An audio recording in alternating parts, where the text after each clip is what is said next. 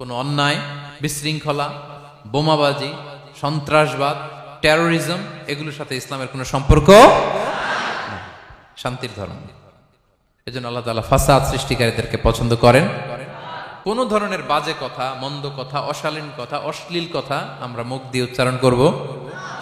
কোনো ধরনের বাজে স্ট্যাটাস, মন্দ স্ট্যাটাস, অশালীন স্ট্যাটাস আমরা ফেসবুকে দিব। আসসালামু আলাইকুম ওয়া রাহমাতুল্লাহি তাআলা ওয়া বারাকাতুহু। نحمده ونصلي على رسوله الكريم أما بعد فأعوذ بالله من الشيطان الرجيم بسم الله الرحمن الرحيم وقاتلوا في سبيل الله الذين يقاتلونكم ولا تعتدوا إن الله لا يحب المعتدين صدق الله العظيم رب اشرح لي صدري ويسر لي أمري واحلل عقدة من لساني يفقه قولي বাংলাদেশি মুসলিম কমিউনিটি মালয়েশিয়ার আয়োজনে ইউনিভার্সিটি সায়েন্স মালয়েশিয়ার এই খুলিয়া দেওয়ান খুলিয়ার এই থিয়েটার হল রুমে আজকে পেনাং কনফারেন্স 2023 যারা আপনারা উপস্থিত হয়েছেন তাদের সবাইকে জানাচ্ছি আন্তরিক শুভেচ্ছা এবং অভিনন্দন। আহলান ওয়া সাহলান ওয়া মারহাবান বিকুম ফি হাযা আল-লিকা আত-তাইয়িব আল-মুবারাক। শুরুতে আমরা আল্লাহ রাব্বুল ইজ্জা ওয়াল জালালের দরবারে শুকরিয়া জ্ঞাপন করছি যে আল্লাহ রাব্বুল ইজ্জা ওয়াল জালাল আমাদেরকে একটি চমৎকার জায়গায়, চমৎকার একটি পরিবেশে কিছু দ্বীনি কথা শুনবার জন্য একত্রিত হওয়ার সুযোগ দিয়েছেন। আমরা সবাই পড়ছি কালিমাতুশ শুকুর আলহামদুলিল্লাহ। আল্লাহ রাব্বুল ইজ্জা ওয়াল জালালের দরবারে শুকরিয়া জ্ঞাপনের পাশাপাশি আমি আজকের এই প্রোগ্রামের অর্গানাইজিং কমিটি যারা আছেন তাদেরকে আমি অন্তরের অন্তঃস্থল থেকে শুকরিয়া জানাতে চাই। বিশেষ করে আজকের এই হল রুম পাইয়ে দেওয়ার ক্ষেত্রে আমাদের এখানে ডক্টর আজিম, রাইট, মাশাআল্লাহ, ডক্টর আজিম এখানে উপস্থিত আছেন। পেনাংয়ের বিভিন্ন পর্যায়ের বাংলাদেশি প্রবাসী ব্যবসায়ী ভাইরা আছেন, তারপর এখানে ভলান্টিয়ার্স ভাইরা আছেন এবং সিকিউরিটির দায়িত্বে একটা পোশাকি বাহিনী এখানে আছেন। আমি প্রত্যেককে অন্তরের অন্তঃস্থল থেকে শুকরিয়া জানাই। এবং এই যে আমরা মাগরিবের আগে বসলাম, আমরা আমাদের নিয়ত খালেস করে নিই যে এই 1 ঘন্টা আমরা আল্লাহর জন্য ব্যয় করব, কিছু শিখবার জন্য, নিজের জীবনকে পরিবর্তন করবার জন্য। তাহলেই আমাদের এত আয়োজন, এই যে সকালে আমরা ফজরের আজানের 1 ঘন্টা আগে উঠে আমরা রওনা হয়েছি, কুয়ালালামপুর থেকে এসেছি, আপনারা অনেক দূর দূরান্ত থেকে এসেছেন। আমাদের এই আশা বসা এটা কাজে লাগবে। আমরা কামনা করি আল্লাহ তাআলা আমাদের এই আশাকে, এই বসাকে, এই একত্রিত হওয়াকে, এই কোরআনের এই মিলন মেলাকে আমাদের নাজাতের ওয়াসিলা বানাক। আমরা ইউনিভার্সিটি সায়েন্স মালয়েশিয়ার এই হলরুমে যেমনি সবাই একত্রিত হয়েছি, আল্লাহ তাআলা সেই জান্নাতুল ফিরদাউসেও যেন তার মেহমান হয়ে আমরা একত্রিত হতে পারি। আল্লাহ তাআলা আমাদেরকে তৌফিক দান করুক। সম্মানিত ভাইয়েরা, আপনারা সবাই সুস্থ আছেন তো? আলহামদুলিল্লাহ। আল্লাহ তাআলা আপনাদের সবাইকে ভালো রাখুন, সুস্থ রাখুন, নিরাপদে রাখুন, তার সন্তুষ্টির পথে অবিচল রাখুন।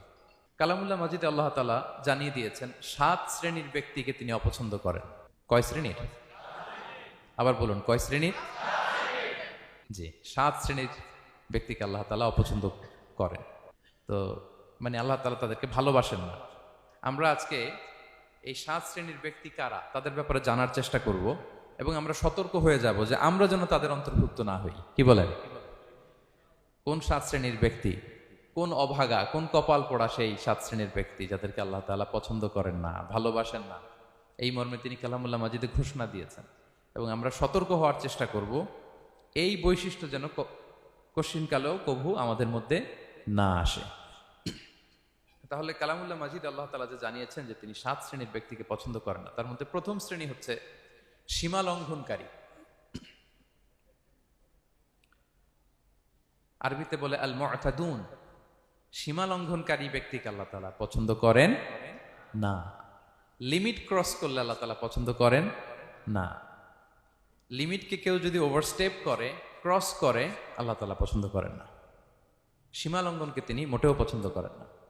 এবং মজার ব্যাপার হচ্ছে আল্লাহ কেউ কোনো অন্যায় করলেই সাথে সাথে পাকড়াও করেন না, কেউ ভুল করলেই আযাব দেন না, কেউ নাফরমানি করলেই আযাব পাঠান না।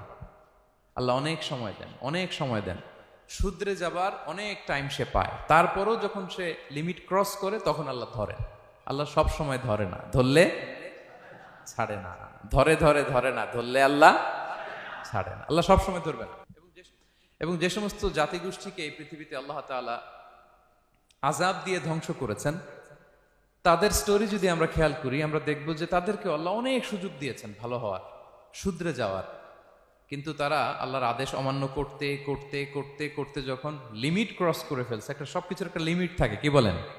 We all should know all limits. আপনাকে জানতে হবে যে আপনি কতটুকু পর্যন্ত করতে পারবেন, কতটুকু আপনার সীমানা। You should know your limit. এই লিমিটটা আপনার জানতে হবে। তারা যখন লিমিট ক্রস করেছে, আল্লাহ আযাব দিয়েছে। আপনারা সামুদ জাতির নাম শুনেছেন? তাদের কাছে আল্লাহ তাআলা একজন নবী পাঠিয়েছিলেন, নাম হচ্ছে সালেহ আলাইহিস সালাম। আল্লাহ নবী সালেহ আলাইহিস সালাম, তিনি তাদেরকে দাওয়াত দিলেন যে হে আমার জাতিগোষ্ঠীর লোকেরা, এক আল্লাহর ইবাদত করো। তারা অবাধ্য হলো। তিনি সত্যের পথে আহ্বান করলেন, তারা এই কথা শুনলো না। একটার পর একটা আল্লাহর পায়গাম আসে, তারা অবাধ্য হয়, তারা অবাধ্য হয়, তারা আল্লাহ তাআলার আদেশকে মানে না। সবশেষে সামুদ গোত্র, তারা আবার খুব শক্তিশালী ছিল। তারা পাহাড় কেটে আর্কিটেকচার করে ডিজাইন করে কিভাবে আবাসন তৈরি করতে হয় পাহাড়ি এলাকায়, মাউন্টেইন এলাকায় কিভাবে আবাসন তৈরি করতে হয়, এটার ব্যাপারে এক্সপার্ট ছিল। কিন্তু তারা সালেহ আলাইহিস সালামকে বলল, সালেহ তুমি পাগল, তুমি জাদুকর, তুমি যে আল্লাহর কথা বলছো আমরা মানবো এক শর্তে, যদি এই পাহাড়ের ভেতর থেকে 10 মাস গর্ভধারিণী একটা উট যদি বের করে আনতে পারো, এমন একটা শি ক্যামেল উট যদি বের করে আনতে পারো, যেই ওটের পেটের ভেতরে একটা বাচ্চা থাকবে এবং ওটটা পাহাড় থেকে বের হয়েই বাচ্চা ভূমিষ্ঠ করবে, এরপরে ওটের দুধ যেন আমরা খেতে পারি, তুমি যদি এটা দেখাইতে পারো তাইলে বুঝবো তুমি সত্য নবী। দোয়া করলেন, আল্লাহ আমার এই জাতি সামুদ, তারা তো চেয়েছে যে পাথর ভেতর থেকে যদি একটা উট বেরোয়, ওর যদি বাচ্চা দেয় আর দুধ দেয়, তাহলে তারা তোমাকে মেনে নেবে। আল্লাহ তুমি মেহেরবানি করে এই মিরাকেল, এই মুআজিজা তুমি তাদের দেখিয়ে দাও। আল্লাহ তাআলা দোয়া কবুল করলেন। হাজার হাজার মানুষের সামনে চাক্ষুষ দিবালোকের মুহূর্তে পাথর ভেঙে একটা উট বেরিয়ে এলো বিশাল আকৃতির, এবং 10 মাস গর্ভধারিণী উট, সাথে সাথে এই উট বেরিয়ে বাচ্চা প্রসব করলো, এবং সাথে সাথে এই ওলান থেকে উটের দুধ বেরোতে লাগলো। হাজার হাজার লোক এটার ওলান থেকে দুধ নিয়ে তারা তৃপ্ত হলো। আচ্ছা, এই মুহূর্তে তাদের কি করা উচিত ছিল বলেন তো?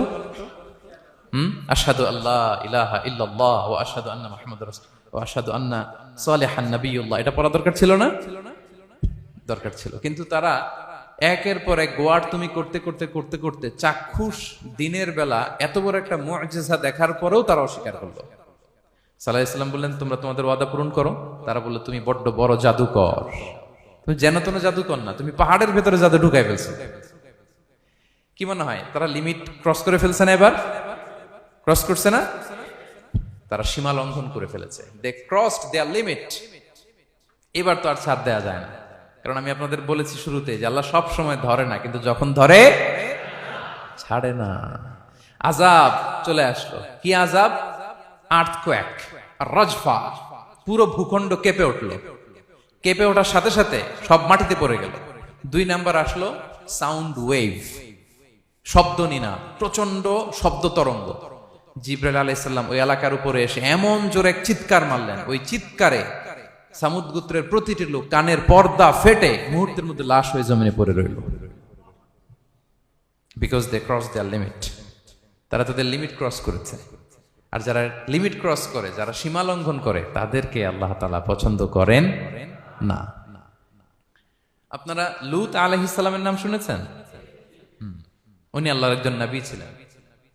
ওনাকে আল্লাহ তাআলা জর্ডান, বর্তমানে যে জর্ডান দেশ আছে, সেখানে পাঠিয়েছিলেন।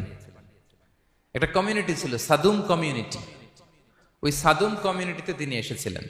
তিনিও দাওয়াত দিলেন, ইয়া কওমি ইবুদুল্লাহ মা লাকুম মিন ইলাহিন গায়রু, হে আমার কওমের লোকেরা, আল্লাহর ইবাদত করো, আল্লাহকে মেনে নাও।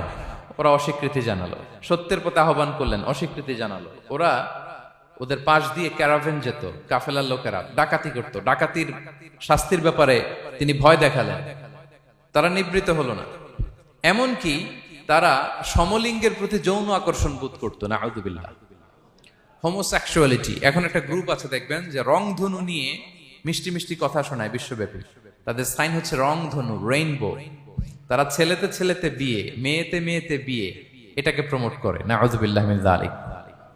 আমাদের এই মুসলিম সমাজে যেন এই আবর্জনা প্রবেশ করতে না পারে, আমাদেরকে সচেতন থাকতে হবে, ঠিক কিনা? এই সাদুম কমিউনিটির একটা বদ অভ্যাস ছিল, তারা ছেলেতে ছেলেতে বিয়ে করত, পুরুষে পুরুষে। আল্লাহ নবী লূত আলাইহিস সালাম তাদেরকে বুঝালেন যে পৃথিবীতে কেউ এই পাপ কাজ করেনি। প্রাণীদের মধ্য থেকেও একটা পুরুষ প্রাণী একটা পুরুষ প্রাণীর প্রতি আকৃষ্ট হয় না। তোমরা আশরাফুল মাখলুকাত হয়ে কিভাবে এই কাজ করো? তোমরা থামো। তিনি নানা ভাবে হৃদয় নিংড়ানো ভাষা দিয়ে দাওয়াত দিলেন, কিন্তু তারা মানল না। তারা এই পাপ কাজ করতেই লাগলো, করতেই লাগলো, করতেই লাগলো। আল্লাহ তাআলা ফেরেশতা পাঠিয়েছিলেন ওনার কাছে পুরুষের আকৃতিতে। তারা এই আল্লাহর পাঠানো ফেরেশতাদের সাথে এই অপকর্ম করার প্ল্যান করেছিল। তারা মনে করেছিল সাধারণ মানুষ, আসলে এগুলো ছিল কি? আল্লাহর ফেরেশতা। তো আল্লাহর ফেরেশতার সাথে যেহেতু এরকম পাপ কাজের চিন্তা করেছে, তার মানে দে ক্রস দেয়ার লিমিট। কি বলেন? সীমা লঙ্ঘন করে ফেলছে। আযাব, পানিশমেন্ট তাদের জন্য অবধারিত হয়েছে। আল্লাহ তাআলা শাস্তি দিলেন। কি শাস্তি দিলেন? সিম্পল। জিবরাইল আলাইহিস সালাম এসে পুরো শহরটাকে উঠাইয়া উল্টায় ফেলে দিলেন। আল জাযাউ মিন জিনসিল আমাল, যে যেরকম পাপ করে তার শাস্তি এরকম। ওরাও স্বাভাবিক মানুষের যে নেচার, এটার উল্টায় ফেলছে। কি বলেন? পুরুষ আকৃষ্ট হবে, সেক্সুয়াল অ্যাট্রাকশন ফিল করবে নারীর প্রতি, নারী পুরুষের প্রতি। এই যে নেচারকে উল্টাইছে না, আল্লাহকে তোদের শহরটারে উল্টাই দিলাম। জিবরাইল আলাইহিস সালাম এসে পুরো সাদুম শহরটাকে আকাশে উঠিয়ে একটা আছাড় মারলেন, আপসাইড ডাউন। উপরের অংশ চলে গেল নিচে, সব মাটির অতল গহ্বরে। ফাজআলনা আলিয়াহা সাফিলাহা ওয়া আমতারনা আলাইহিম মিন সিজারাতিন মিন সিজিলিম মানদুদ। আল্লাহ বললেন উপরের অংশ নিচে নিয়ে নিলাম, পুরো শহরটারে উল্টে দিলাম, আর পাথর বৃষ্টি বর্ষণ করলাম, সব শেষ। ওই জায়গাটা আজও আছে, ওইটা জর্ডান এবং ইসরায়েলের সীমান্তে। এটাকে এখন বলে মৃত সাগর, আল বাহরুল মাইয়িত আরবিতে, ইংরেজিতে বলে ডেড সি। কি সি? Dead sea. মৃত সাগর কেন? কারণ ওখানে কোনো প্রাণী জন্মায় না। ওই সাগরে কোনো মাছ নাই, কোনো ব্যাঙ নাই, এমনকি কোনো শ্যাওলাও নাই। গজবের জায়গা। লবণের density at least 10 times more than the natural C.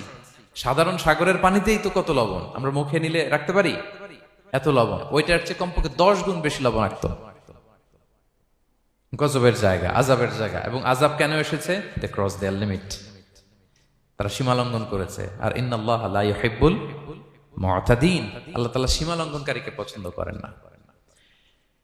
আরেকজন নবীর কথা বলে এই পয়েন্টটা শেষ করি। মুসা আলাইহিস সালাম, ফেরাউনের হেদায়েতের জন্য আল্লাহ তাআলা মুসা আলাইহিস সালামকে পাঠিয়েছিলেন। তিনি নানাভাবে তার ভাইকে নিয়ে দাওয়াত দিতে লাগলেন, কিন্তু ফেরাউন এই কথা মানে না। ফেরাউন বলে তুমি যে নবী, প্রমাণ কি? মুসা আলাইহিস সালাম বলেন দেখো এই যে আমার হাতে লাঠি। উনি এমন নবী ছিলেন, উনি লাঠি মাটিতে রেখে দিলে ওটা মুহূর্তে সাপ হয়ে যেত। তো মাটিতে তিনি লাঠি রাখলেন, এটা মুহূর্তে সাপ হয়ে গেল, যে এই যে আমি নবী। মানে না, বললেন আরো কিছু দেখা। তো মুসা আলাইহিস সালাম বগলের এখান থেকে হাত উঁচু করলে নূরের ঝলকানি হাতের মধ্যে দেখা যেত। উনি নূরের ঝলকানি দেখালেন, এরপরও মানে না। এরকম একটার পর একটা আল্লাহ নবী মুসা আলাইহিস সালাম মুআজিজা দেখাতে লাগলেন, কিন্তু ফেরাউন মানে না। শুধু মানে না এতটুকুই না, সবশেষে আল্লাহ নবী মুসা আলাইহিস সালামকে অ্যাসাসিনেশন, হত্যার পরিকল্পনা করলো তারা, যে বনি ইসরাইল, মুসা এবং মুসার অনুসারী যারা আছে দুনিয়া থেকে সরাই দিতে হবে। ধরো মুসারে, ধরো মুসার অনুসারীদের ধরো। ধাওয়া পাল্টা ধাওয়া শুরু হলো। আল্লাহ নবী মুসা আলাইহিস সালাম বনি ইসরাইলকে নিয়ে বাঁচার জন্য ছুটলেন। ছুটতে ছুটতে সামনে লোহিত সাগর। দেখেন, একে তো আল্লাহর বিধান মানে নাই, এরপরে একটার পর একটা মুআজিজা আসলো, সেটাও মানে নাই। এখন নবীরে হত্যার জন্য ছুটছে। কি মনে হয় সীমা লঙ্ঘন হয়েছে? একটু হয়েছে না অনেক? আল্লাহু আকবার। আল্লাহ বলেন ফাআগরাকনাল আখারিন, আমি মুসা এবং বনি ইসরাইলকে বাঁচাই দিলাম, ফেরাউন সহ তার দলবলকে সাগরে ডুবাই মারলাম। শুধু ডুবাই মারে নাই, আল্লাহ বলে ফাল ইয়াউমা নুনাজ্জিকা বিবাদানিকা লিতাকুনা লিমান খালফাকা আয়া। ফেরাউনকে লোহিত সাগরে তো ডুবিয়েছেই। আল্লাহ বলেন ফেরাউন, তোর অনুসারী যারা পৃথিবীতে থাকবে, তোর চালা চামুন্ডা যারা থাকবে, তোর খালাতো ভাই চাচাতো ভাই যারা দুনিয়াতে বেঁচে থাকবে, তাদের জন্য তোর লাশটারে আমি শুটকি বানিয়ে রাখলাম। Up to the day of judgement, কিয়ামত পর্যন্ত ফেরাউনের লাশটা মিশরের জাতীয় জাদুঘরে ড্রাই বডি হিসেবে আছে, আমি নিজে দেখে এসেছি নিজ চোখে, মমিফাইং করে ছুটকি বানায় রাখছে। এভাবে পৃথিবীতে যতগুলো জাতিগোষ্ঠীকে আল্লাহ তাআলা আযাব দিয়ে ধ্বংস করেছে তার কারণ হচ্ছে সীমা লঙ্ঘন। তার কারণ কি? প্রিয় ভাইরা, আমরা যেন আমাদের লাইফস্টাইলের দিকে একটু খেয়াল করি যে এই সীমা লঙ্ঘনের কাতারে আমরা চলে আসলাম কিনা, আমরা চলে আসলাম কিনা আমাদেরকে খেয়াল রাখতে হবে। আল্লাহ তাআলা সীমা লঙ্ঘনকারীকে পছন্দ করেন না। ইন্নাল্লাহা লা ইউহিব্বুল মু'তাদিন, তিনি সীমা লঙ্ঘনকারীদেরকে পছন্দ করেন না। এমনকি রাসূলুল্লাহ সাল্লাল্লাহু আলাইহি ওয়াসাল্লামের বায়োগ্রাফি যদি আমরা খেয়াল করি, আমরা দেখব যে তিনি যখন যুদ্ধের জন্য অভিযান পরিচালনা করতেন, দল পাঠাতেন, সেনাবাহিনী পাঠাতেন, তখন তাদেরকে বলতেন, খবরদার যুদ্ধের ময়দানে সীমালঙ্ঘন করো না, সীমালঙ্ঘন করো না, খবরদার। যুদ্ধে যদি কেউ হেরে যায়, বন্দীদের সাথে খারাপ আচরণ করো না। ওরা হেরে গেছে বন্দী, আপনি চাইলে তার কান কেটে দিতে পারবেন, নাক কেটে দিতে পারবেন, আকৃতি বিকৃতি করতে পারবেন না। বিষ্ণু ইসলাম বললেন, খবরদার সীমালঙ্ঘন করো না। যেখানে যুদ্ধে গিয়েছো ওই এলাকার শিশুদেরকে মেরো না, ওই এলাকার নারীদেরকে মেরো না, ওই এলাকার পাদ্রীদের গায়ে হাত তোলো না। সন্ন্যাসীতে যারা ইবাদত করে ওদের তো দোষ নাই, সিভিলিয়ান নাগরিক, তাদের গায়ে হাত তোলো না, খবরদার। গবাদি পশুর গায়ে হাত তুলবে না, এগ্রিকালচারাল প্রোডাক্ট জ্বালিয়ে দিও না। সুবহানাল্লাহি বিহামদি, কি রহমতের নবী ছিলেন। সীমা লঙ্ঘন যেন না করে বিষ্ণু ইসলাম অভিযান প্রেরণের আগে তিনি স্পষ্ট বলে দিতেন, খবরদার কেউ সীমা লঙ্ঘন করবে না।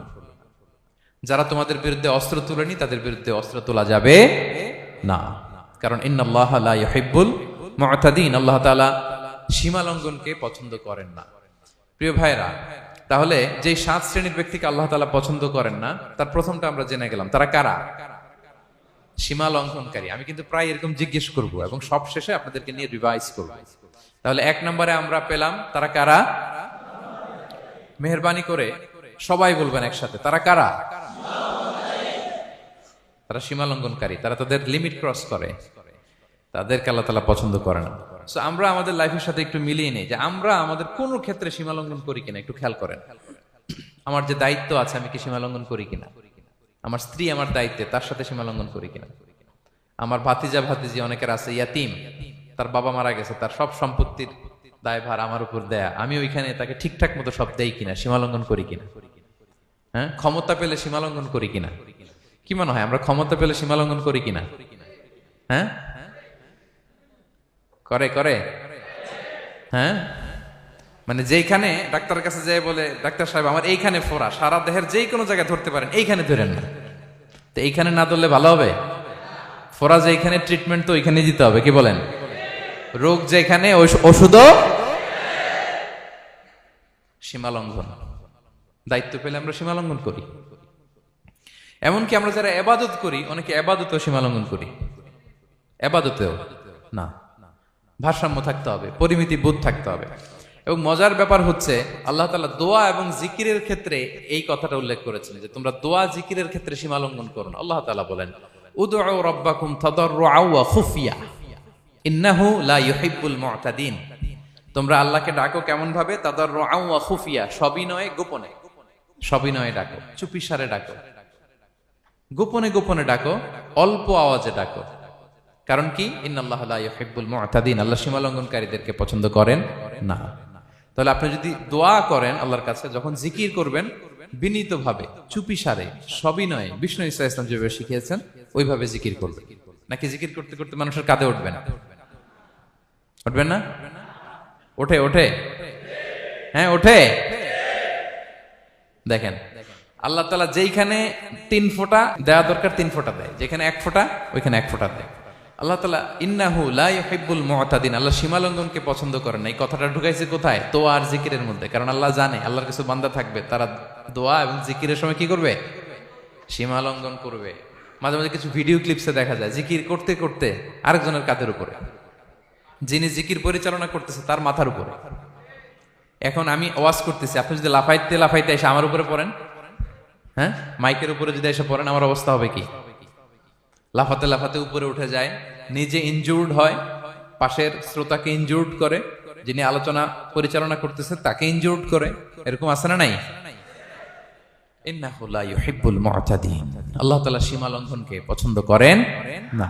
তাহলে আমাদের প্রত্যেকের উচিত আমাদের লিমিট জানা, আমরা যেন আমাদের কখনো লিমিটকে ক্রস না করি প্রিয় ভাইরা। এটা প্রতিটি ক্ষেত্রে, ইভেন ইবাদতে আমরা যেন সীমা লঙ্ঘন না করি। এই পয়েন্টটা মনে থাকবে আপনাদের? আচ্ছা, তাহলে 2 নম্বরে আমরা চলে যাই। 2 নম্বরে যে শ্রেণীকে আল্লাহ তাআলা পছন্দ করেন না তারা হচ্ছে জালিম বা অত্যাচারী। জালিম বা অত্যাচারী, যারা জুলুম করে তাদেরকে আল্লাহ তাআলা পছন্দ করেন না। আল্লাহ তাআলা বলছেন ফাআম্মাল্লাযীনা কাফারু ফাউআযিবুহুম আযাবান শাদীদান ফিদ দুনিয়া ওয়াল আখিরা ওয়া মা লাহুম মিন নাসিরিন। যারা দুনিয়াতে কুফরি করবে কঠিন শাস্তি দুনিয়াতেও আখিরাতেও। ওয়া আম্মাল্লাযীনা আমানু ওয়া আমিলুস সলিহাতি ফায়ুওয়াফিহিম উজুরাহুম। আর যারা ঈমান আনবে সৎকর্ম করবে তাদের প্রতিদান আমি আল্লাহ বুঝিয়ে দেব। ওয়াল্লাহু লা ইউহিব্বুয যালিমিন। তবে জেনে রেখো আল্লাহ তাআলা জালিমিনদেরকে পছন্দ করেন। তাহলে 2 নম্বরে পাওয়া গেল কাদেরকে পছন্দ করে না? আপনি যদি কারো প্রতি জুলুম করেন তাহলে আপনি জালেম, সে হচ্ছে মাজলুম। সে কি? মাজলুম। মজলুম আপনার ক্ষমা না করলে আল্লাহ তাআলা আপনার ক্ষমা করবে না। মজলুম যদি ক্ষমা না করে আল্লাহ তাআলা কঠিন কালো আপনাকে ক্ষমা করবে না। এজন্য জুলুম যেন আমরা কখনো না করি প্রিয় ভাইরা। জুলুম শুধু আল্লাহ তাআলা আমাদের উপরই হারাম করেনি, আল্লাহ নিজের উপর হারাম করছে। জুলুম শুধু আমাদের জন্যই হারাম না, আল্লাহর জন্য হারাম। আল্লাহ তাআলা বলেন হাদিসে কুদসিতে, ইয়া ইবাদি, হে আমার বান্দারা, ইন্নী হারামতু যুলমা আলা নাফসি, আমি জুলুমকে আমি আল্লাহ নিজের উপরে হারাম করেছি।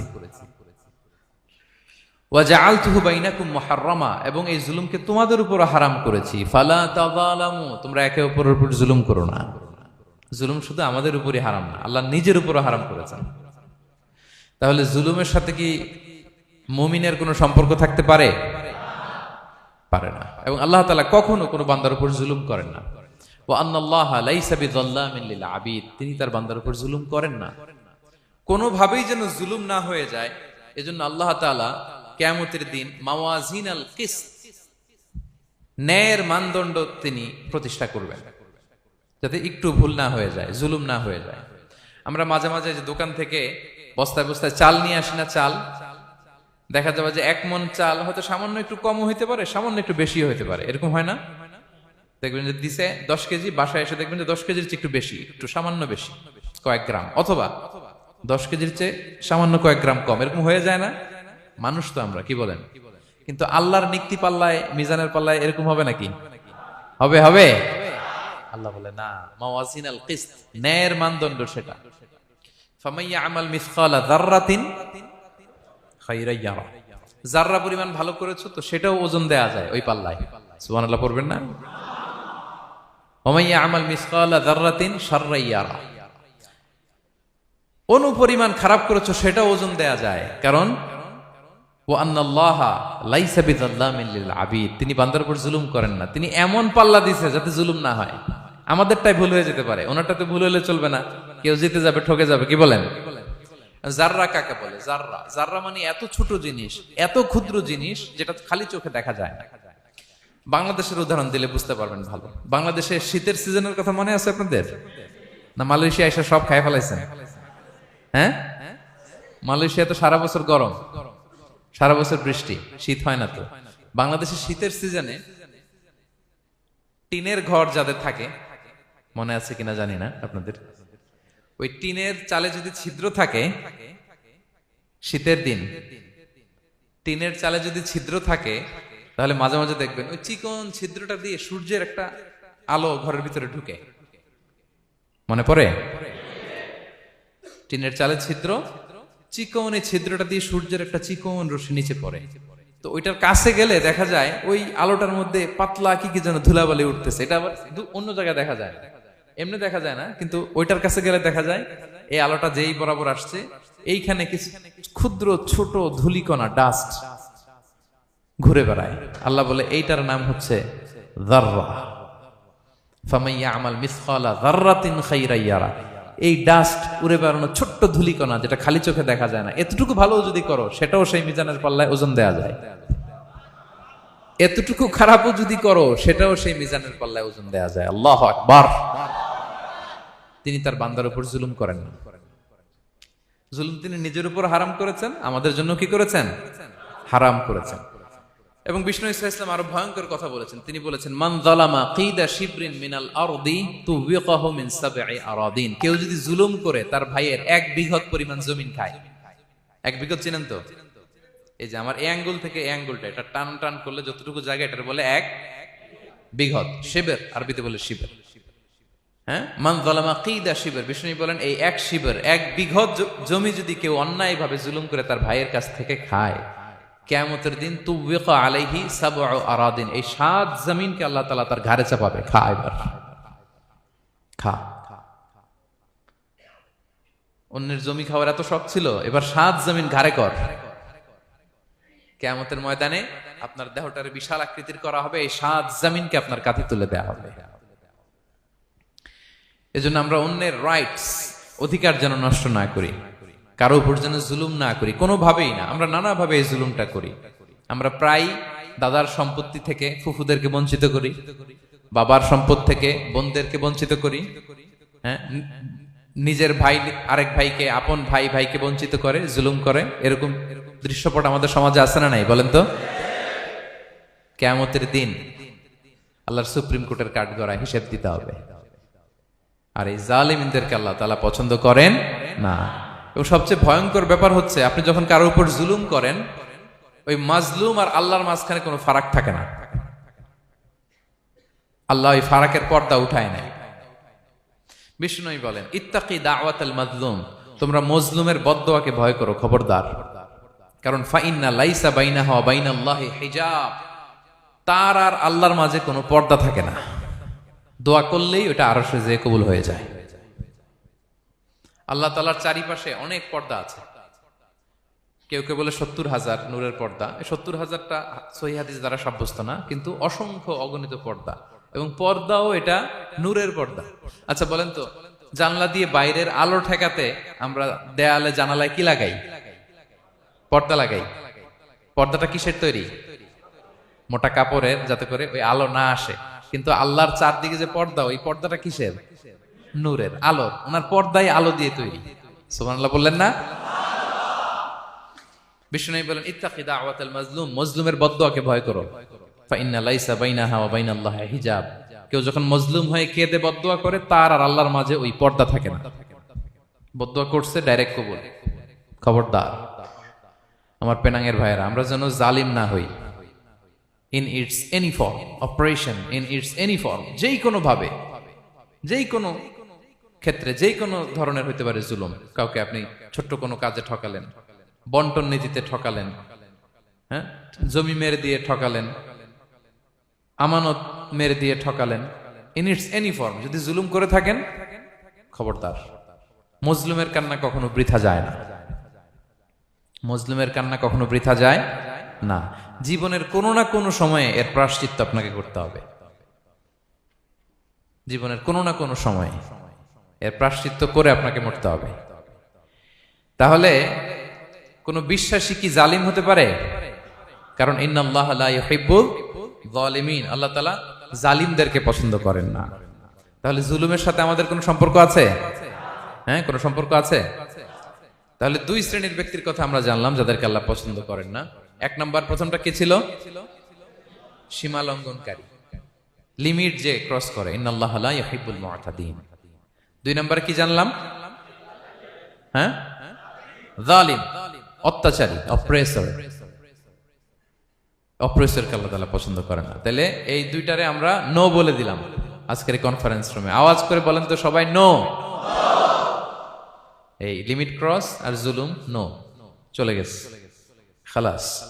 এবার 3 নম্বরে দেখি আল্লাহ কাদেরকে পছন্দ করেন না। 3 নম্বরে আল্লাহ তাআলা অহংকারী, দাম্ভিক লোককে পছন্দ করেন না।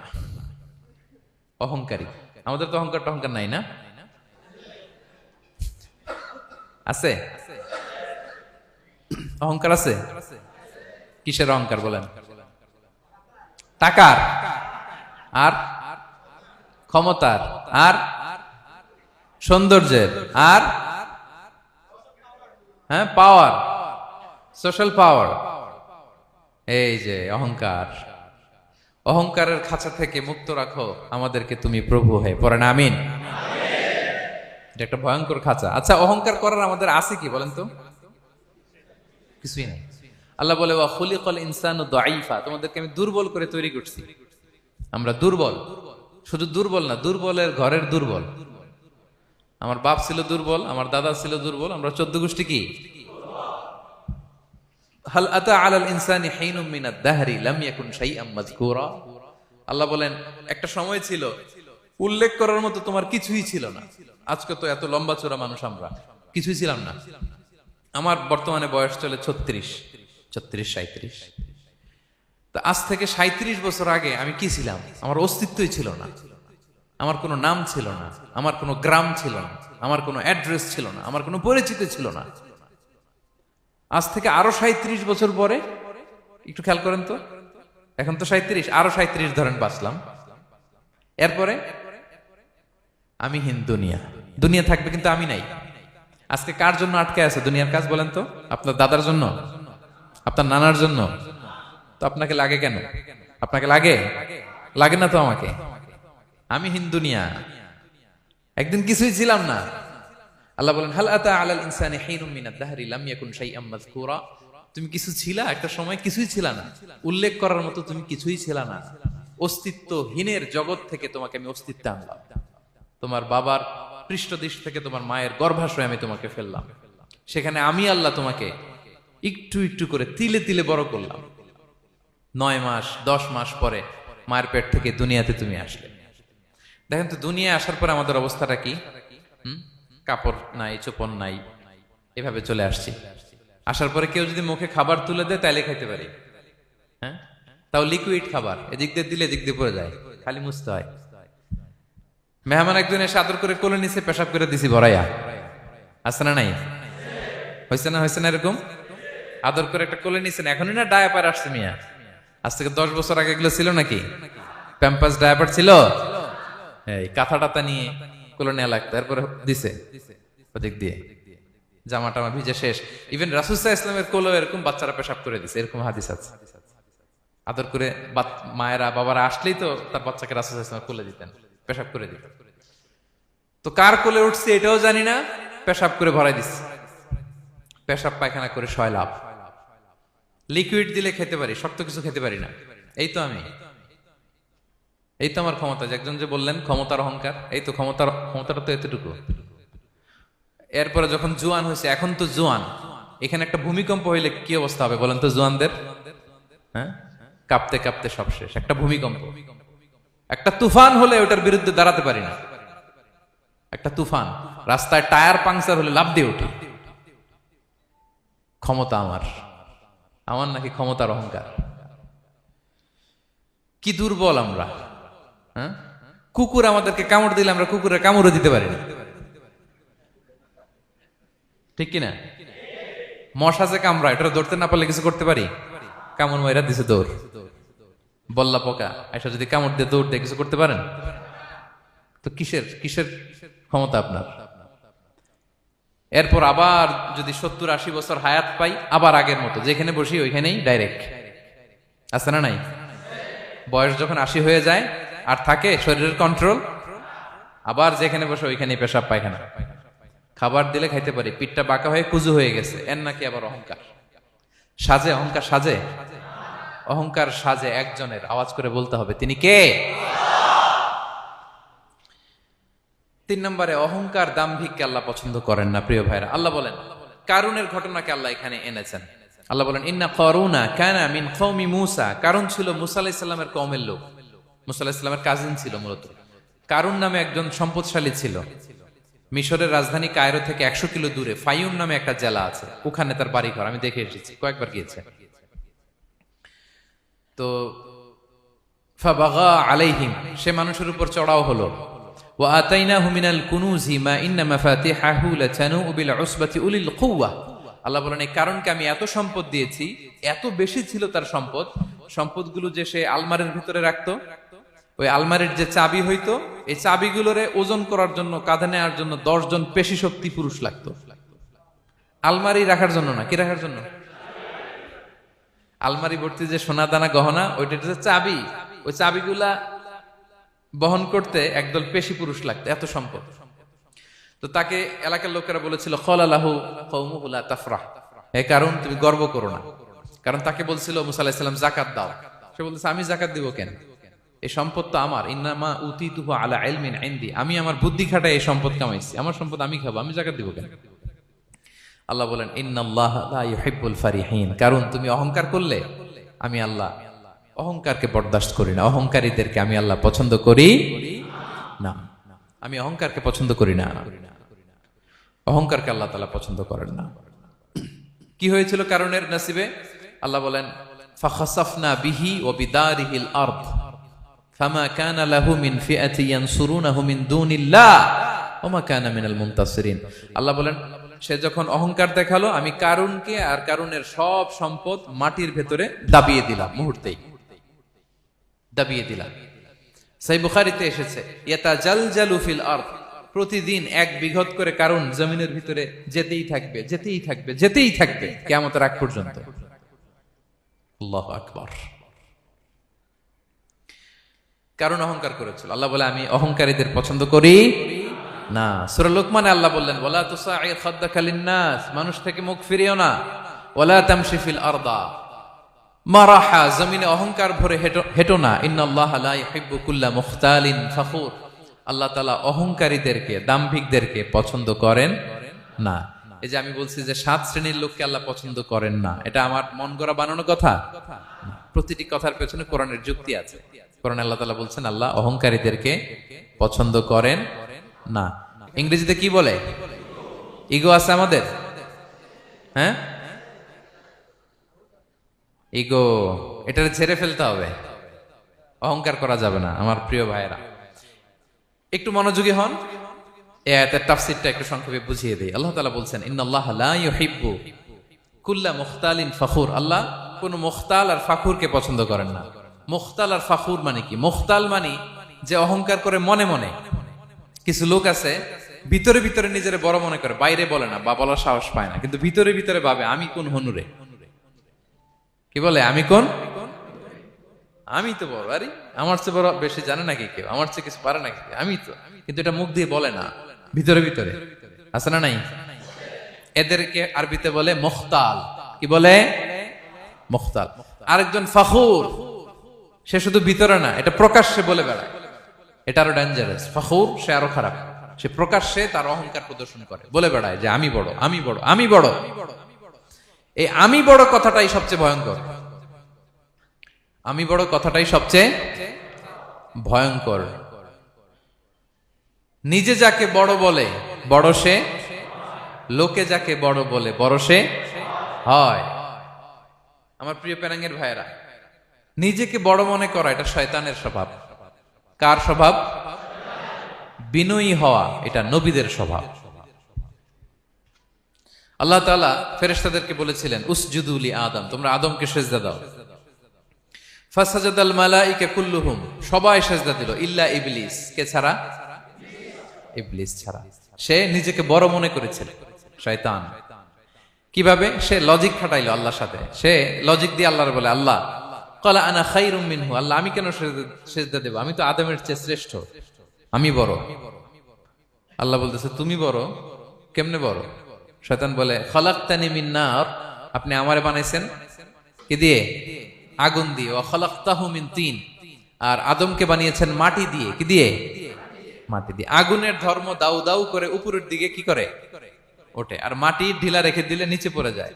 তো সে যুক্তি দিয়ে বলতেছে আল্লাহ ঊর্ধ্বগামী কোন জিনিস তো নিম্নগামী কোন জিনিসের কাছে মাথা নোয়াতে পারে? যুক্তি। মনে রাখবেন যুক্তি সব জায়গায় খাটে। আপনার অফিসের যে বস, মালয়েশিয়ান ভাষায় বসরে কি বলেন আপনারা? ওকে, তোকে। এই আপনার তোকে সামনে যে আপনি লজিক খাটাইলে হবে? বস যেটা বলে ওইটাই ফাইনাল। তো আল্লাহ তাআলা আদেশ করেছিলেন সেজদা করার, সে সেজদা করলেই ভালো করতো, কিন্তু সে যুক্তি দিল আল্লাহ আমি শ্রেষ্ঠ, তাকে বানাইছেন মাটি দিয়ে, আমারে বানাইছেন আগুন দিয়ে, আমি কেন মাথা নত করব, আমি বড়। আমি বড় বলার সাথে সাথে দৃশ্যপট পাল্টাই গেল। আল্লাহ বলে বের হ,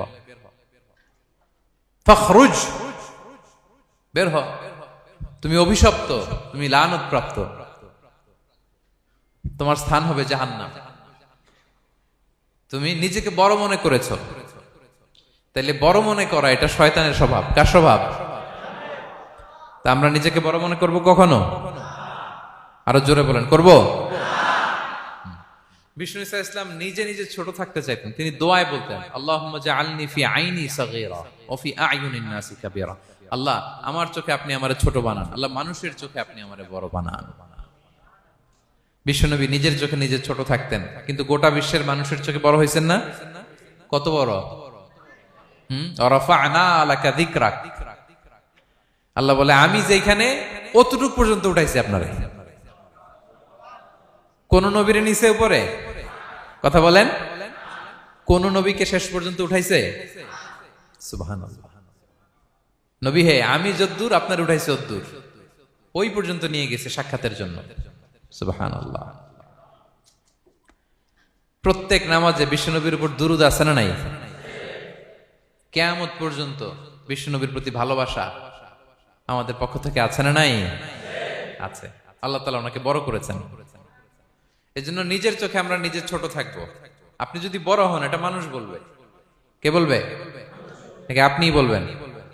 বলা যাবে না। এবং বিষ্ণু ইসলাম কিছু টেকনিক আমাদের শিখিয়েছেন, কিছু টেকনিক আমাদের জানিয়েছেন। এই কাজ করলে তোমরা অহংকার থেকে মুক্ত থাকতে পারবে। এর মধ্যে একটা হচ্ছে আগে আগে সালাম দেওয়া। তিনি বলেন, আল বাদিউ বিসসালামি বারিউম মিনাল কিবর, যে আগে আগে সালাম দেয় তার হৃদয় থেকে আল্লাহ অহংকার তুলে নেয়। আগে সালাম দিয়ে পারবেন? ফোন করলেই আগে কি বলবেন? বাসায় ঢুকেই আগে কি বলবেন? স্ত্রীকে আগে সালাম দিবেন, বন্ধুকে আগে সালাম দিবেন, বাসার কাজের লোকটাকে আগে সালাম দিবেন, আপনার ড্রাইভারকে আগে সালাম দিবেন, বাসার দারোয়ানটারে আগে সালাম দিবেন। ফকির একটা আসলে আপনি সালাম দিয়ে ফেলবেন। পারবেন? হৃদয় থেকে অহংকার ফেলে দিবে কে? আগে আগে আমরা সালাম দিব। এবং তার চেয়ে ভয়ঙ্কর কথা হচ্ছে, বিষ্ণু ইসলাম বলেন যে লা ইয়াদখুলুল জান্নাতা মান কানা ফি কলবিহি মিসকালু হাববাতি খারদাল মিন কিবর, যার হৃদয়ে সরিষার দানা পরিমাণ অহংকার থাকে, ওই ব্যক্তি কশিনকালেও আল্লাহর জান্নাতে প্রবেশ করার সুযোগ পাবে না। কশিনকালেও পাবে না। এর কারণ অহংকার আল্লাহর চাদর। অহংকার কার চাদর? আল কিবরিয়া রিদাই ওয়াল আযামাতু ইজারি। আল্লাহ বলে, অহংকার আমার চাদর, বড়ত্ব আমার লুঙ্গি। যে এগুলো ধরে টান দেয় তারে আমি জাহান্নামে নিক্ষেপ করব। ফালা উবালি, ফালা উবালি, আই ডোন্ট কেয়ার। আমি ওদিকে কেয়ার করি না, আমি তারে জাহান্নামে ফেলব। সো অহংকার আমাদের সাজে না। আমি শুরুতেই তো বললাম, আমাদের লাইফ সার্কেলটা একটু দেখাইলাম না, যে ছিলাম কই অস্তিত্বহীন থেকে দয়া করে মায়া করে তিনি আমাকে অস্তিত্বে এনেছেন। কত ছোট্ট, কত ক্ষুদ্র, কত নগণ্য, কত দুর্বল ছিলাম আমরা। আবার যৌবনের একটা পিরিয়ড কাটিয়ে, যৌবনের সময় তো কতটা দুর্বলতা বললাম, আবার সে দুর্বল, মানে দুর্বল থেকে দুর্বল। এই হচ্ছে আমাদের লাইফ স্টোরি, লাইফ হিস্ট্রি। তাহলে অহংকার আমাদের সাজে। অহংকার তার সাজে যার কোনো ক্ষয় নাই, যার কোনো লয় নাই, যার কোনো অভাব নাই। হ্যাঁ, গোটা বিশ্ব তার মুখাপেক্ষী, তিনি কারো মুখাপেক্ষী না। ঠিক কিনা? গোটা বিশ্ব তার কাছে ঠেকা, তিনি কারো কাছে ঠেকা না। ঠিক কিনা? গোটা বিশ্ব তাদের সার্ভাইভালের জন্য তার প্রতি মুখ থুবড়ে পড়ে থাকে, তিনি কারোর জন্য বসে থাকা লাগে। অহংকার সাজে তার। আর এই আল্লাহর অহংকারের চাদর ধরে যে টান দেয়, আল্লাহ বলে, ওরা আমি জাহান্নামে ফেলবো, আর তাদেরকে আমি পছন্দ করি না। আল্লাহ তাআলা অহংকারীদেরকে পছন্দ করেন না। তাহলে অহংকারকে আমরা না বলে দিব, নো বলবো। নো, আওয়াজ করে বলেন নো। শুধু মুখে মুখে নো নাকি অন্তর থেকে? এই তো আজকের দিওয়ান কুলিয়ার বাইরে ফেলে দিছি আমরা অহংকার। কি বলেন পেনাঙ্গের ভাইরা? আর অহংকার করব? আপনি বিনয়ী হন। মান তাওয়াদা তারাফা। বিষ্ণু বলেন, যে নিচু হয় আল্লাহ ওর টাইনা উঁচু করে। আপনি বিনয়ী হবেন, আল্লাহ আপনার উঁচু করবে। আর আপনি উঠতে চাবেন, এক থাপ্পড় মেরে জমিনে আল্লাহ মিশাই দিবে। এজন্য বড়ত্ব, দাম্ভিকতা এটা আল্লাহর পোশাক। আমরা যেন তার পোশাক ধরে টান না দেই। এই পয়েন্টটা কি সবার কাছে ক্লিয়ার? আচ্ছা, কয়টা গেল? এক নম্বরে কি ছিল? হ্যাঁ, সীমা লঙ্ঘনকারীকে আল্লাহ তাআলা পছন্দ করেন না। দুই নাম্বার, এই তো মনে রাখছেন, মাশাআল্লাহ, অনেক এনার্জেটিক অডিয়েন্স, খেয়াল রাখছে। আর শুরুতে বলছিলাম তো, মনে রেখে দিছে এজন্য যে ধরবে তো মাঝখানে। আচ্ছা, জালিমকে আল্লাহ পছন্দ করেন না। এইমাত্র যেটা বললাম, 3 নাম্বার, অহংকারী ব্যক্তিকে আল্লাহ পছন্দ করেন না। 4 নাম্বার হচ্ছে অপচয়কারী বা অপব্যয়কারী। অপচয়কারী বা অপব্যয়কারী, এই শ্রেণীর ব্যক্তিকে আল্লাহ তাআলা পছন্দ করেন। আল্লাহ বলেন, কুলু ওয়াশরাবু ওয়ালা তুসরিফু, তোমরা খাও পান করো, কিন্তু ওয়ালা তুসরিফু, তোমরা অপব্যয় করো না। ইন্নাহু লা ইউহিব্বুল মুসরিফিন, আল্লাহ তাআলা অপব্যয়কারীকে পছন্দ করেন না। অপচয়, প্রয়োজন নাই তারপরও খরচ, অপ্রয়োজনীয় খরচ, এটা আল্লাহ পছন্দ করেন না। ইভেন কি দানের ক্ষেত্রেও, আপনি যে দান করবেন, এখানেও ভারসাম্যপূর্ণ দানের কথা বলা হয়েছে। আল্লাহ বলছেন, ওয়াল্লাযীনা ইযা আনফাকু লাম ইউসরিফু ওয়া লাম ইয়াকতুরু ওয়া কানা বাইনা যালিকা কাওয়ামা, যারা দান করে, দানের ক্ষেত্রে কৃপণতাও করে না, আবার সব দিয়ে দেন। যেমন আপনার ছেলের স্কুলের বেতন দিতে হবে, ফ্যামিলির খরচ আছে, এটা আছে সেটা আছে, কিন্তু আপনি বেতনে সব দিয়ে দিলেন একজনকে, তো আপনি চলবেন কেমনে? দেয়া যাবে না, ভারসাম্যপূর্ণ হয় নাই, ভারসাম্যপূর্ণ হইতে হবে। তাহলে অপচয়টা আল্লাহ তাআলা পছন্দ করেন না। বিষ্ণু সাল্লাল্লাহু আলাইহি ওয়াসাল্লাম বলেছেন, কুলু ওয়াশরাবু, খাও পান করো, ওয়া তাসাদ্দাকু, দান করো, ওয়ালবাসু, যা মনে চায় পরিধান করো। ভালো পোশাক পরিধান করে আপনি আল্লাহ শুকর করবেন, কোনো অসুবিধা নেই, কিন্তু শর্ত হচ্ছে মালাম ইউখালিতুহু ইসরাফ, এটার মধ্যে কোন ধরনের অপচয় অপব্যয় থাকতে পারবে, আও মাখিলা, অথবা বড়ত্ব থাকতে পারবে না। তাহলে 4 নম্বরে আমরা জানলাম যে অপচয়কারীকে আল্লাহ তাআলা পছন্দ করেন না। শুধু এখানেই শেষ না, আল্লাহ তাআলা অপচয়কারীকে শয়তানের ভাইয়ের সাথে তুলনা করেছেন। কার ভাই? আল্লাহ বলেন, ওয়ালা তুবাযযির তাবযীরা, তোমরা অপচয় করো না, কারণ ইন্নাল মুবাযযিরিনা কানু ইখওয়ানা শায়াতিন, অপচয়কারী কার ভাই? ওয়া কানা শাইতানু লিরাব্বিহি কাফুরা, শয়তান তার প্রভুর ব্যাপারে অকৃতজ্ঞ। তাহলে আমরা জানলাম অপচয়কারী কার ভাই? আচ্ছা বলেন তো, বুঝে শুনে উত্তর দিন, যিনি শয়তানের ভাই উনি নিজেও একটা কি? বলে ফেলছেন আপনারাই, আমি আর কি বলবো। যারা আল্লাহ শয়তানের ভাই বানাইছে ও নিজেও একটা কি? তাহলে এটা যেন আমরা না করি, আমরা যেন পরিমিতি বোধ যেন আমাদের ব্যয়ের ভেতরে থাকে। এই আয়াতগুলোতে আমরা দুইটা শব্দ পাই, একটা ইসরাফ আর একটা তাবযীর। ইন্নাল্লাহা লা ইউহিব্বুল মুসরিফিন, আর জায়গা ওয়ালা তুবাযযির তাবযীরা, দুটোই হারাম পেনাঙ্গের ভাইয়েরা। পার্থক্যটা কি? পার্থক্য হচ্ছে, ইসরাফ মানে হচ্ছে বৈধ বা হালাল কোনো ক্ষেত্রে প্রয়োজনাতিরিক্ত ব্যয় করা, হালাল হালাল, কিন্তু আপনি অতিরিক্ত খরচ করছেন। বাসায় আম লাগবে 2 কেজি, কয় কেজি? 2 কেজি হলে সুন্দর খাওয়া যায়, নিয়ে আসছেন 10 কেজি, কয় কেজি? 3 দিন পরে এগুলো পচে টচে নষ্ট হয়েছে, অপচয় হয়েছে না? কিন্তু আম কিনা হালাল না হারাম?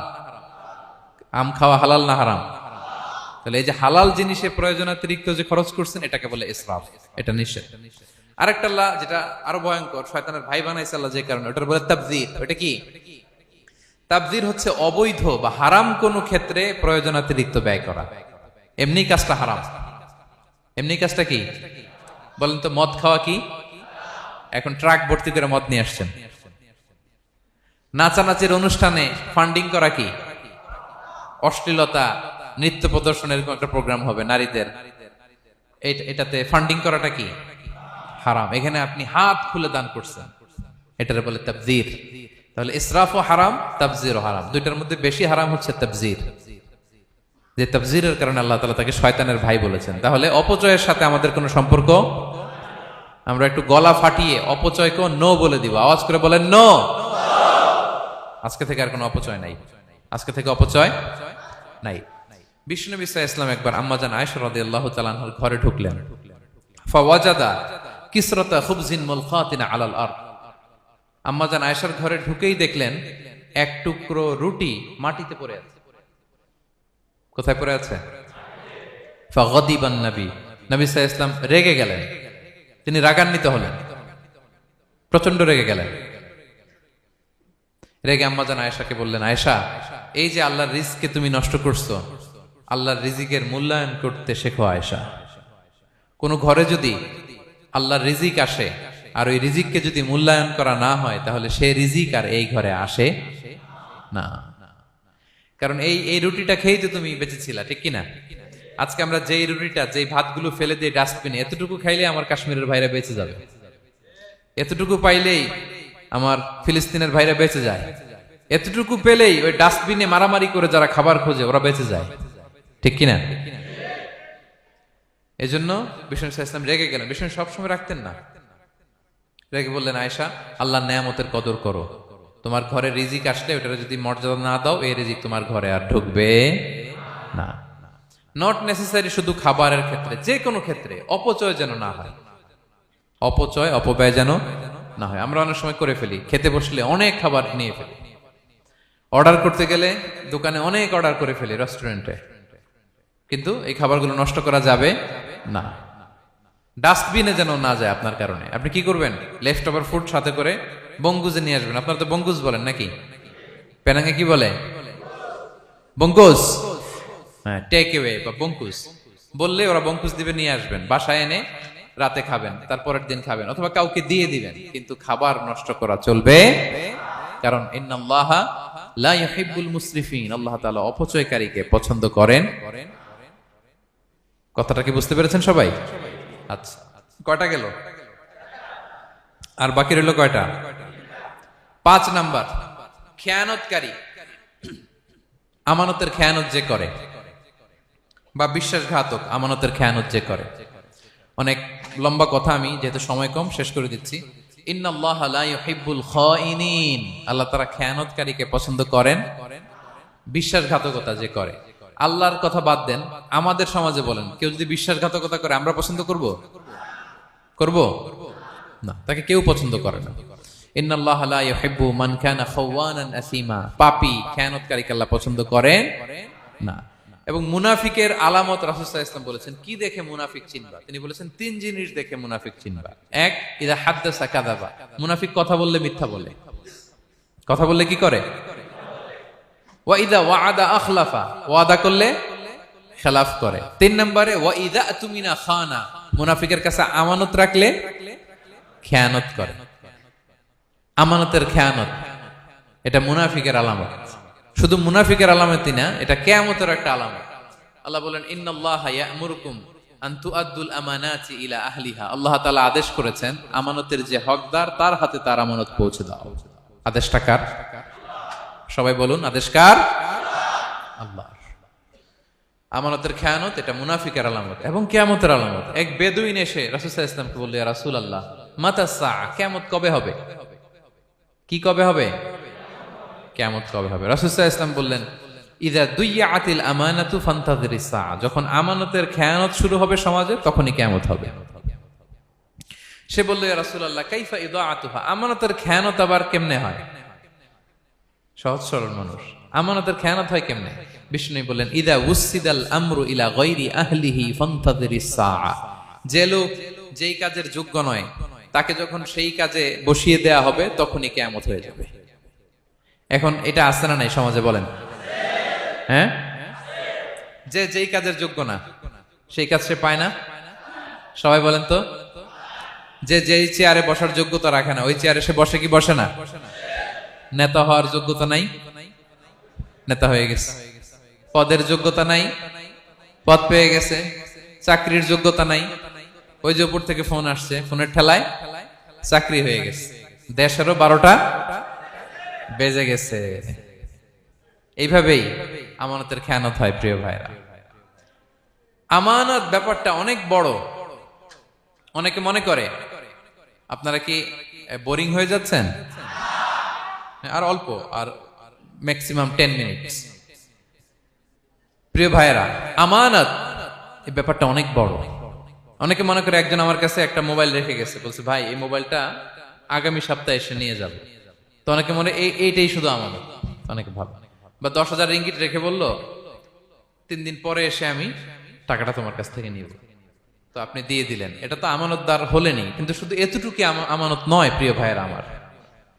আল্লাহ তাআলা আমাদেরকে যা দান করেছেন তার সবই আমানত, সবকিছুই আমানত। এই যে আমাকে আল্লাহ জ্ঞান দিয়েছেন, এই জ্ঞানটা আমানত।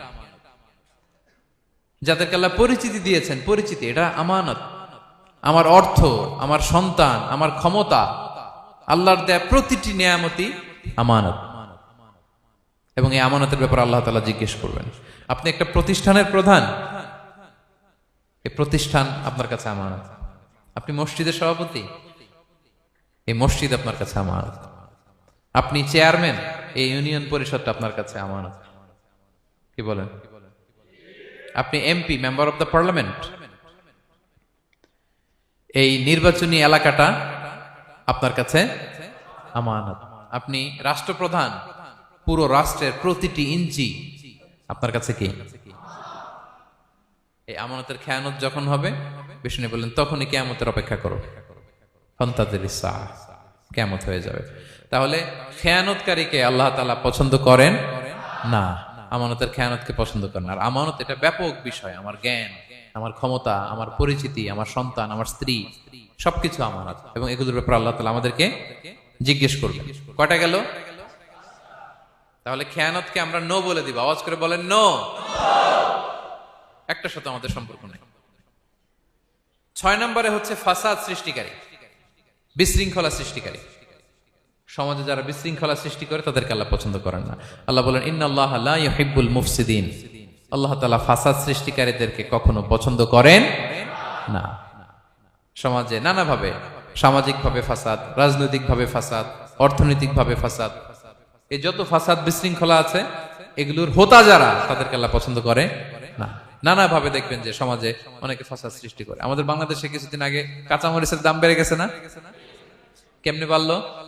নিশ্চয়ই কেউ সিন্ডিকেট করছে, নিশ্চয়ই কেউ মজুদদারি করছে, নিশ্চয়ই এখানে কেউ ফাসাদ তৈরি করছে, ঠিক কিনা?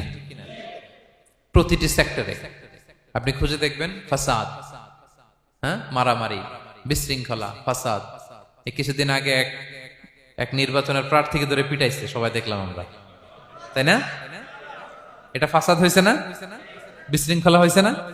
এই আপনি যদি ধরে ধরে বলেন পরিবারে, সমাজে, রাষ্ট্রে, অর্থনীতিতে, বাজারে, প্রতিটি জায়গায় ফাসাদ আছে না নাই?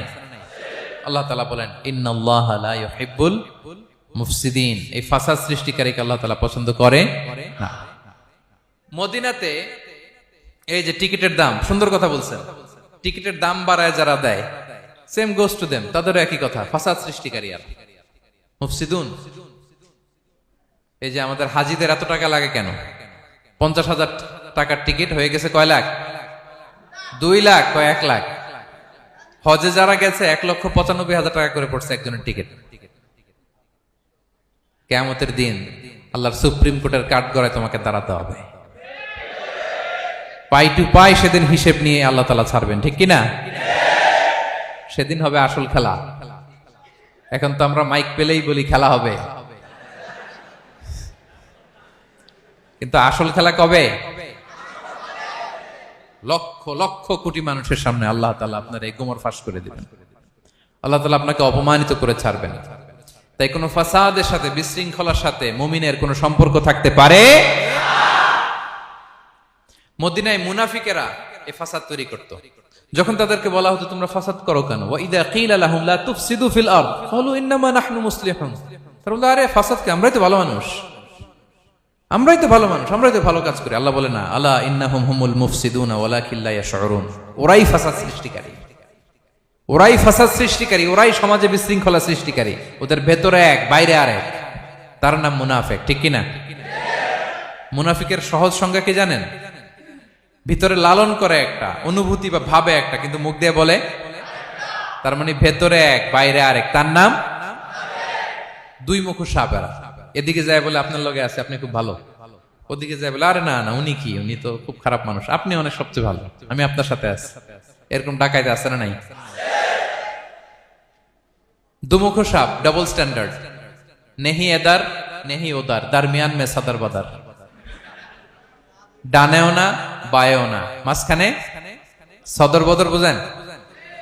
দুই নৌকার মধ্যে 2 পা দিছিলেন কখনো? কয় দিছি। অবস্থা কি হয়েছিল তোমার বলো? হ্যাঁ, পয়রা গেছিল? পড়বে। দুই নৌকায় দুই পা দেওয়া যায় না, হয় এই পা এদিকে নিয়ে আসতে হবে না ওদিকে চলে যেতে হবে, দুই পা দিলে এই উল্টায় পড়বে। মুনাফিকদের স্বভাব এটা, দুমুখ সাপ, ডাবল স্ট্যান্ডার্ড মেনটেন করে, টু ফেসড পার্সোনালিটি এরা। যেদিকে বৃষ্টি ওদিকে ছাতা, উপরে ফিটফাট ভিতরে সদরঘাট। তাদেরকে যখন বলা হয় তোমরা ফাসাদ সৃষ্টি করো না, ওরা বলে আরে আমরাই তো ভালো। আল্লাহ বলে না, তোমরাই ফাসাদ সৃষ্টিকারী, তোমরা জানো না। তো এই ফিতনা ফাসাদকে আল্লাহ হত্যার চেয়ে জঘন্য বলেছেন। তিনি বলেছেন আল ফিতনাতু আকবারু মিনাল কতল। এই ফিতনা সৃষ্টি করা, সমাজে পণ্যের দাম বাড়ানো, কাঁচামরিচের দাম বাড়ানো, অন্যের হক নষ্ট করা, টিকিটের দাম বাড়ানো, মজুদদারি করা, সমাজের স্বাভাবিক সামাজিক রাজনৈতিক ভারসাম্য যারা নষ্ট করে, এগুলো সব মুফসিদুন। সব কি? মুফসিদুন, ফাসাদ সৃষ্টিকারী, ফিতনাবাজ। আকবারু মিনাল কতল, সমাজের স্বাভাবিক যে ধারা, এই ফ্লোটাকে তারা নষ্ট করে। এবং ফাসাদের মাধ্যমে যদি কারো ক্ষতি করে, কাউকে কেউ হত্যা করে, সেজন্য গোটা বিশ্বের সবাইকে হত্যা করবে। আল্লাহ বলেন মান কাতালা নাফসান বিগাইরি নাফসিন আও ফাসাদিন ফিল আরদি ফাকান্নামা কাতালান নাসা জামিআ। অন্যায়ভাবে ফাসাদের মাধ্যমে যখন কেউ কাউকে হত্যা করে, সেজন্য গোটা বিশ্বের সবাইকে হত্যা করে। আকবারু মিনাল কতল, ফিতনা এত বড় ভয়ঙ্কর পাপ। তো এই ফিতনার সাথে, ফাসাদের সাথে, ফাসাদ সৃষ্টি করা, বিশৃঙ্খলার সাথে আমাদের কোনো সম্পর্ক, কারণ ইসলাম শান্তির ধর্ম। কিসের ধর্ম? শান্তির ধর্ম। কোনো অন্যায়, বিশৃঙ্খলা, বোমাবাজি, সন্ত্রাসবাদ, টেরোরিজম, এগুলোর সাথে ইসলামের কোনো সম্পর্ক, শান্তির ধর্ম। এই জন্য আল্লাহ তাআলা ফাসাদ সৃষ্টিকারীদেরকে পছন্দ করেন। কয়টা গেল? সব শেষ হচ্ছে মন্দ কথার প্রচারক। আমার ভাইয়েরা, কি কথা? কোন ধরনের বাজে কথা, মন্দ কথা, অশালীন কথা, অশ্লীল কথা আমরা মুখ দিয়ে উচ্চারণ করব। কোন ধরনের বাজে স্ট্যাটাস, মন্দ স্ট্যাটাস, অশালীন স্ট্যাটাস আমরা ফেসবুকে দিব? কারো এরকম অশালীন স্ট্যাটাস শেয়ার দিব? নেভার, কখনো দিব না। আল্লাহ পছন্দ করেন। আল্লাহ বলেন লা ইউহিব্বুল্লাহুল জাহরা বিসসুই মিনাল কওলি ইল্লা মান যুলিম ওয়া কানা আল্লাহু সামিআন আলিমা। কোন খারাপ কথা কেউ প্রকাশ করবে, পাবলিক করবে, ওপেনলি বলে বেড়াবে, এটা আল্লাহ পছন্দ করে না। কিন্তু সে যদি মাজলুম হয় সেটা ভিন্ন কথা। কোন ধরনের অশ্লীল কথা, অশালীন কথা মুমিনের মুখ দিয়ে বেরোতে পারে। রাসূল সাল্লাল্লাহু আলাইহি ওয়াসাল্লামের ব্যাপারে দেখেন, আনাস রাদিয়াল্লাহু কি বলেন? তিনি বলেন লাম ইয়াকুনিন নাবিয়্যু সাল্লাল্লাহু আলাইহি ওয়াসাল্লাম সাব্বাবান। বিষ্ণু সাল্লাল্লাহু আলাইহি ওয়াসাল্লাম মুখ দিয়ে কোনোদিন কাউরে বকা দেয় নাই, গালি দেয় নাই। ওয়ালা ফাহাশান, আমার নবী কখনো তার জবান মোবারক দিয়ে অশালীন কথা বলেন নাই। ওয়ালা লাআনান, কাউকে লানত তিনি করেন নাই। সুবহানাল্লাহ পড়েন। তো সেই নবীর উম্মত হয়ে আমরা কোনো খারাপ কথা বলবো? অশালীন কথা? একসাথে বন্ধুরা যখন বসেন আড্ডা দিতে, যে অনেকে অশ্লীল কথা বলে ফেলে, আছে না নাই? বন্ধুরা কি বলেন আপনারা? Cowan Cowan Cowan. তো এই যে একসাথে বসতে যে অনেক সময় অশালীন, অশ্লীল কথাবার্তা অনেকে বলে ফেলে, এদেরকে আল্লাহ তাআলা পছন্দ করে না। এই জাতীয় কথা যেন আমাদের মুখ দিয়ে কখনো বের না হয়। এবং অশ্লীলতার প্রচার যারা সমাজে ঘটায়, আল্লাহ বলে তাদেরকে দুনিয়াতেও আমি লাঞ্ছিত করব, শাস্তি দেব, আখিরাতেও দেব। আল্লাহ তাআলা বলছেন ইন্নাল্লাযীনা ইউহিব্বুনা আন তাশিআল ফাহিশাতু ফিল্লাযীনা আমানু লাহুম আযাবুন আলীম ফিদ দুনিয়া ওয়াল আখিরাহ। যারা চায় মুমিনদের মাঝে অশ্লীলতা ছড়িয়ে পড়ুক, তাদেরকে দুনিয়া আখিরাতে আমি লাঞ্ছিত করে ছাড়ব। দুনিয়ায় লাঞ্ছিত, আখিরাতেও লাঞ্ছিত। দুনিয়াতেও আযাব, আখিরাতেও। এজন্য অশ্লীলতার সাথে আমাদের কোনো সম্পর্ক নাই। আমরা কোনো অশ্লীল কথা যেন আমরা না বলি। এখন অশ্লীলতার সয়লাভ, নাটকের নামে, সিনেমার নামে, বিনোদনের নামে, আছে না নাই? এই যে ডিভাইস, হ্যাঁ, সয়লাভ, আপনি ঢুকবেন আর বেরোতে পারবেন না, এমন ভাবে আপনাকে এঙ্গেজ করে রাখবে। এগুলোর সাথে মুমিনের কোনো সম্পর্ক আছে না। মুমিন যেটাই করবে ওটা হালাল পন্থায় করবে, ঠিক কিনা? তাই কোনো অশ্লীলতাকে আমরা শেয়ার দিব না। সোশ্যাল মিডিয়ায় কোনো অশ্লীল ভিডিও দেখবো না, শেয়ারও দিব না। কোনো অশ্লীল নাটক, সিনেমা এগুলো আমরা দেখবো না। দিনকে দিন এটা এমন ভাবে গ্রাস করতেছে, আমাদের সমাজটাকে শেষ করে ফেলতেছে এক এক নামে। পত্রপত্রিকা আমরা দেখি এখন নতুন কি আসছে, ওটিটি প্ল্যাটফর্ম। এরপরে কি আসছে, ওয়েব সিরিজ, আছে না নাই? গত কিছুদিন আগে আমি সোশ্যাল মিডিয়া দেখলাম বিভিন্ন জনে স্ট্যাটাস দিচ্ছে তৈ তৈ তৈ তৈ তৈ, বয়াম পাখি কই। তো আমি ভাবছি হয়তো কোনো বিখ্যাত কবির কবিতা শেয়ার দিচ্ছে। আমি পরে সার্চ দিয়ে দেখি সর্বনাশ, একটা ইন্টারভিউ দেখলাম একজন, এটা নাকি কোন একটা ওয়েব সিরিজ বা মুভি এই জাতীয় কিছু একটা। তো দেখেন, কবিতার নামে, গানের নামে, সাহিত্যের নামে, সংস্কৃতির নামে, এন্টারটেইনমেন্টের নামে, বিনোদনের নামে এ অশ্লীলতার সয়লাভ, ঠিক কিনা? এই অশ্লীলতার সাথে আমাদের কোনো সম্পর্ক আছে? আমরা যেন মুখ দিয়ে উচ্চারণ না করি এগুলো, ঠিক কিনা? বিষ্ণু বলেন, ইন্নাল আবদা লা ইয়াতাকাল্লামু বিল কালিমাতি মা ইয়াতাবায়ানু ফিহা ইয়াজিল্লু বিহা ইলান নার আবআদা মিম্মা বাইনাল মাশরিক ওয়াল মাগরিব। বান্দা অনেক সময় মুখ দিয়ে এমন কথা মুখ ফসকে বলে ফেলে, এটা যে কত ভয়ঙ্কর, এটা যে তারা জাহান্নামে নিক্ষেপ করবে সে কল্পনাও করতে পারে না।